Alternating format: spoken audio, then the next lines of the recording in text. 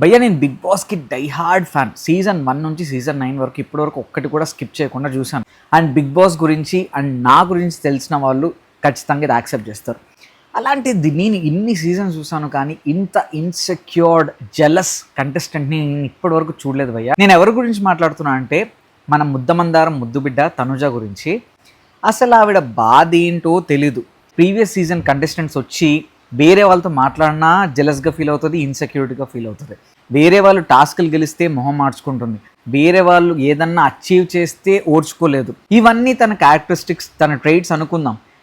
ఆఖరికి స్పాన్సర్ టాస్క్ని కూడా ఇంత రచ్చ చేయాల్సిన అవసరం ఏంటో నాకైతే అర్థం కాలేదు. అసలు దాంట్లో కూడా భరణి దివ్య టాపిక్ తీసుకొచ్చి అసలు ఎటెటో తీసుకెళ్ళిందండి. నాకైతే పరమ చిరాకు. నీకు తప్పనిపించింది ఓకే, చిన్న దాన్ని ఎందుకు అంత లాగ్ చేస్తుంది? అదేమన్నా కెప్టెన్సీ కంటెండెడ్ టాస్కా, ఇమ్యూనిటీ టాస్కా?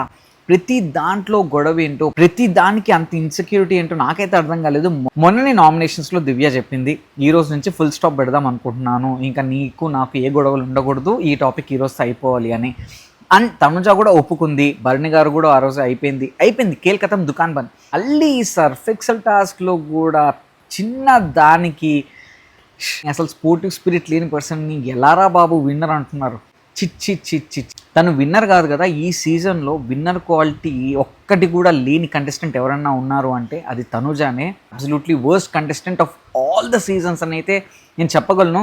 సర్ఫెక్సల్ టాస్క్లో తనుజ చేసిన రచ్చ గురించి మీ ఒపీనియన్ ఏంటో కామెంట్ సెక్షన్లో మెన్షన్ చేయండి.